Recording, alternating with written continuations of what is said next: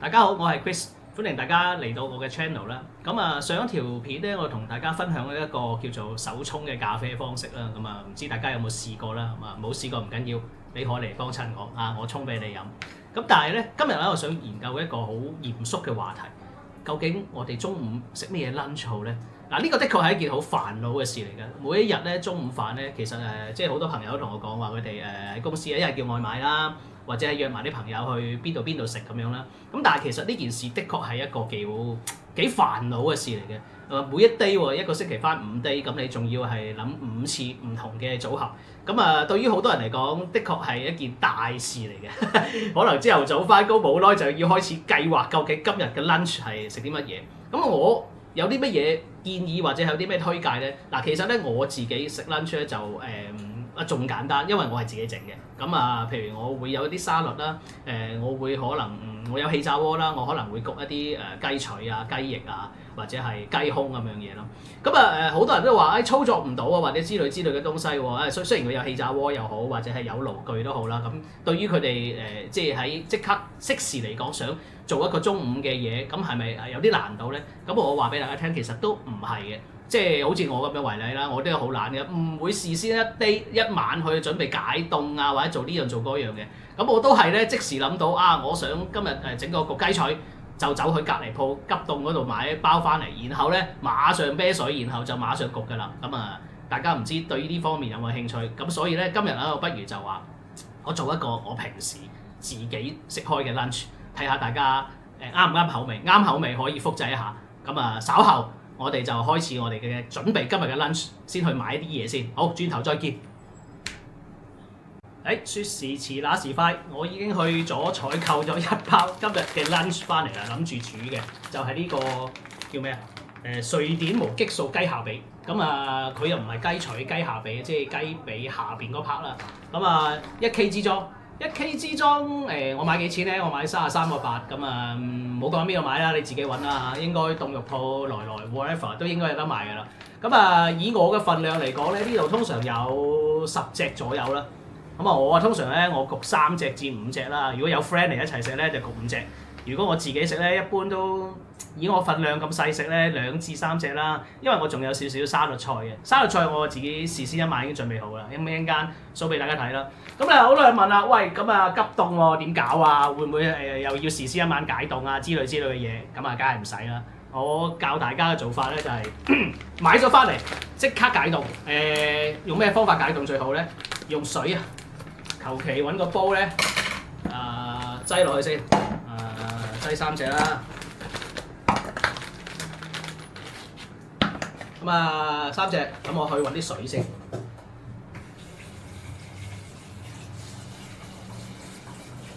咁啊，基本上咧，如果你係有叫 pantry 位嘅地方啦嚇，你有 pantry 位咧，最好咧就可以即係浸一浸佢。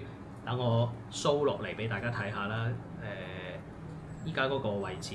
大家望下，好混亂啊！呢度係我依家咧就咁樣浸住啫。但係 actually 咧，我建議咧，如果你係有個 pantry 嘅位嘅，你叫啤水，啤水就開住水喉沖佢。咁啊，唔使用好快嘅水速。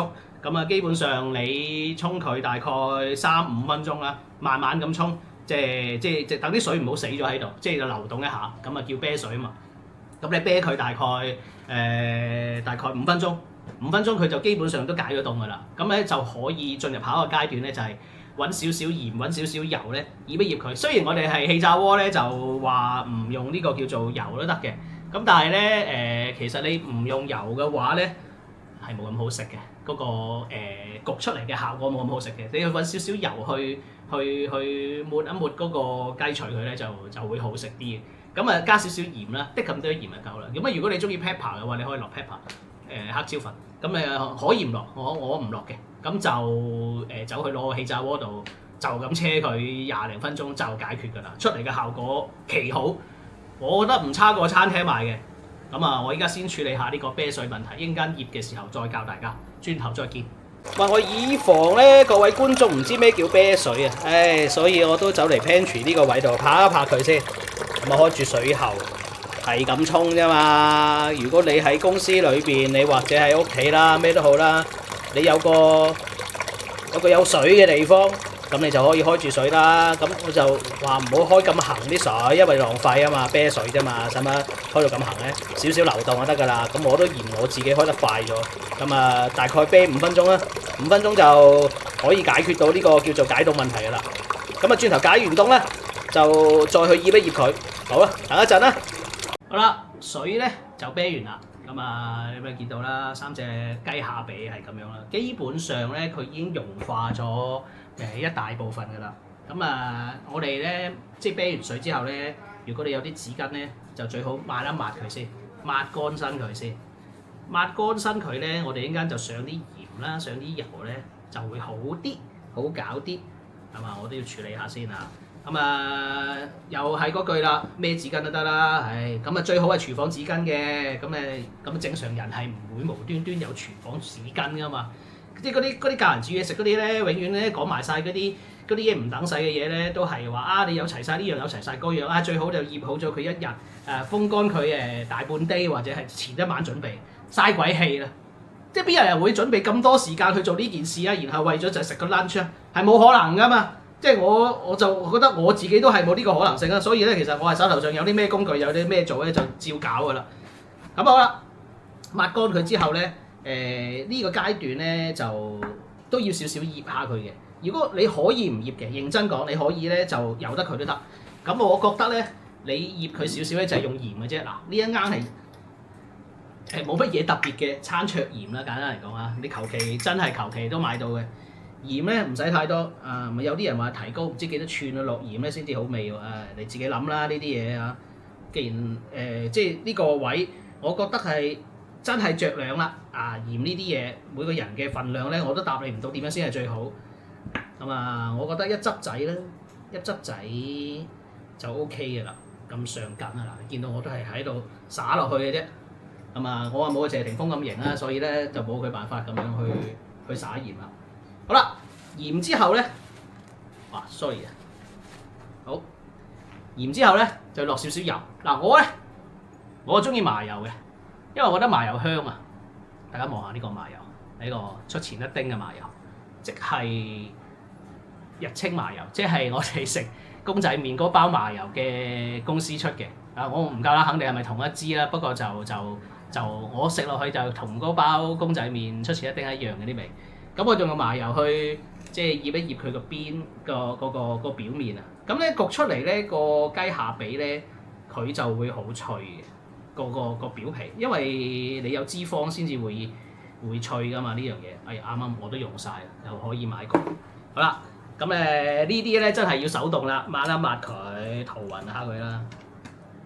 你見我冇用到手套啦，因為我自己整俾自己食嘛，我又唔係賣係嘛，我使乜咁誇張咧係嘛？有啲人就嫌我話你咁唔乾淨用手套㗎啦嘛咁樣，關鬼事咩？我自己整啫嘛，你咪可以唔睇咯係嘛？我話你聽，廚房大部分啲人都唔落手套㗎啦，即係只不過 show 俾你睇嘅時候係有手套啫嘛。好啦，我哋咧抹一抹佢啲，最緊要咧令到咧我覺得係每一隻即係叫雞腿啊或者雞下髀咧。嗰個皮啊，嗰啲皮咧要上到呢個叫做麻油啊，哇！咁咧就出嚟嘅效果就會好好啦。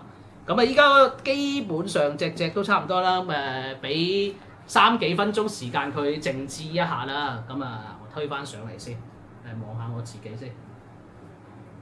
OK， 即係喺呢個前置作業部分咧，我哋基本上就係準備好啦。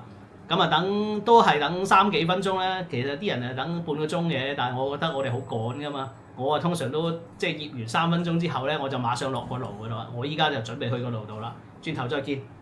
好嗱，醃好晒啦。雞腿已經 ready 啦。依家我哋嚟到個氣炸鍋啦。我唔知大家有邊隻氣炸鍋啦。我係用呢隻嘅。基本上咧，佢係可以俾你自己調校嗰個溫度啊。呢個係時間啦。呢個係8、9度啦，我通常校到佢最熱嘅時間30分鐘差唔多啦。有啲人話預熱嘅，預乜鬼熱啊？頂，我哋都趕時間啦，仲預熱咁多做乜鬼啊？即刻將啲嘢車落去就算數啦，係嘛？好啦，頭先嗰3隻雞腿擺佢落去啦。最好咧就啲皮咧就即係放喺個面上邊呢個位啦，咁又 OK 啲嘅。你即係喺焗嘅時候咧，佢就可以即係均勻啲去接觸嗰個表面啊嘛。好啦，唔理咁多啦，依家就開始啦。基本上咧就依家220度，30分鐘，嚟啦，開始啦。咁你見到咧喺裏邊噶啦，睇唔睇到？睇唔睇到？喺裏邊噶啦，咁啊焗緊噶。咁啊通常咧我每個10分鐘左右啦，或者係5至8分鐘之間啦嚇，通常10分鐘過嚟檢查一次，睇下佢焗成點樣咯。嗱，其實咧我呢個有個 function 啊，叫 extra crispy， 即係超脆。我通常最後嗰5分鐘咧會落一落呢個超脆咧，咁出嚟個效果咧就會更加好。咁啊〜等啦！依家我哋冇嘢可以做啦。其實咧，即係自己整 lunch 都唔係咁難嘅，即係交俾個氣炸鍋啫嘛。好啦，轉頭見啦。依家咧就焗咗差唔多10分鐘啦，21啊嘛。頭先我哋係30噶嘛。好啦，咁啊可以咧開嚟睇下佢個大概狀態。大家望下，都叫做乾晒㗎啦。佢個表面嗰陣皮見唔見到啊？咁咧呢個時間咧，我覺得咧就可以反一反轉佢。嗱，反一反轉佢真係冇落手啊！揾啲工具幫手好啲啊，因為裏邊好熱㗎。咁啊，你買個夾啦，自己 OK。咁啊，再焗佢10分鐘，再嚟睇睇佢，睇佢咩狀態。哇！再睇佢個嘅情況。如果係都 OK 嘅話咧，再多10分鐘咧，佢應該咧基本上咧就已經係熟㗎啦。咁啊，然後最後嗰5分鐘咧，我哋就整一個叫做 extra crispy 呢個功能咧。咁佢隻嘢就會相對脆啦。咁個呢點解睇唔睇到？係呢個可能睇唔清楚啦。咁啊，應該轉頭再睇啦。好啦，又過咗10分鐘啦。真係過得特別快。我哋望望先。咦嗱，似樣啦，開始咧成型啦。咁我哋再反反面佢。呢個時間咧，我覺得已經係接近熟㗎啦。可以咧就做個 extra crispy。再等多5分鐘。好嗱，已經剩翻5分鐘啦。我哋依家睇下個狀態先。望一望先，話 OK 啦，係嘛？金黃色啦。咁啊，最後焗多5分鐘咧，反埋呢個面咧就可以出爐噶啦。基本上咧，依家咧呢隻雞腿咧係熟晒噶啦。咁啊，不過咧依家要攞埋嗱，睇下呢隻爭少少顏色，未夠靚仔啫。咁啊，但係其實咧裏邊係熟噶啦。咁啊，有啲人依家食都得嘅，不過咧可以再即係叫做再熟少少，即係個皮再燶啲或者脆啲，呢個就係我中意嘅啦。咁啊，焗埋呢個5分鐘咧，基本上咧就可以上碟啦。咁啊，依家嘅時間咧，我自己睇下先。依家嘅時間係接近 lunch 時間啦，12:54。咁啊，熟埋呢5分鐘，1點鐘食飯剛好啦。好，轉頭見。好，經過氣炸鍋30分鐘嘅努力，我哋嗰啲中午飯 lunch 應該就完成啦。等我攞出嚟俾大家睇下先。哇！嗱，啱啱翻嚟啦。依家都仲係好熱嘅。不過你而家睇唔到。好，等我將嗰個鏡頭較落少少先。睇唔睇到？依家手上我拎住呢嚿。哇！呢個就係我哋氣炸鍋做出嚟嘅一個叫做雞下髀啊。頭先我都講咗啦，呢個唔係雞腿啦，雞下髀啦。哇！你睇下，即係都 OK 㗎，係嘛？即係仲係脆嘅。咁啊，見到咧3隻咧呢個位，望到啊？咁啊，其實如果你只要咧有氣炸鍋呢件事咧，或者你有個焗爐啦，其實都可以做到嘅。咁啊，我覺得都唔係一件相當之高難度嘅事嚟嘅。咁佢對於即係有啲人咧覺得氣炸鍋咧之後仲要洗啊嘛，好鬼麻煩㗎嘛。咁啊，你可以墊一張咁嘅氣炸鍋紙喺度咧，基本上咧就可以點個步驟都慳翻。不過我洗對我嚟講都唔係難度嘅。咁啊好啦，咁啊除咗我哋今日咧，除咗食氣炸鍋炸出嚟嘅雞下髀之外咧，我哋仲會食啲咩咧？咁我本身頭先咪講咗我有啲沙律嘅。咁呢個咧就係我自己自製嘅一個沙律。咁啊，首先我將個雞下髀夾出嚟先。緊要啦。咁啊，3隻加埋沙律咧，我覺得我呢個中午飯我擠埋佢先嚇。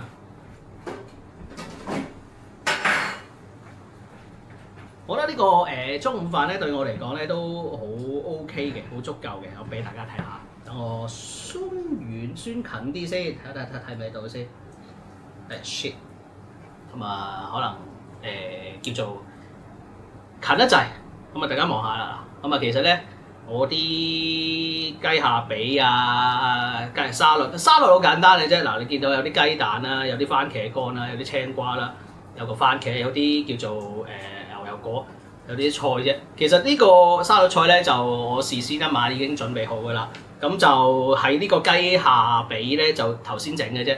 咁我覺得即係如果中午飯咧真係好縮翻佢先。即係如果大家係冇咩 idea 係食啲咩嘅話咧，咁可以考慮下我即係建議俾大家嘅一個做法啦。咁其實都唔係好難整嘅啫。即係對於即係如果你有爐具嘅話嚟講係 OK。如果你放假都可以試下做呢個方法嚟去整一個中午飯啦嚇。所以咧以後咧究竟今日食乜 lunch 咧？我希望唔係再變成大家一個難題啦，或者係一個困擾嘅地方啦。好啦，今日介紹到呢度為止，多謝大家，拜拜。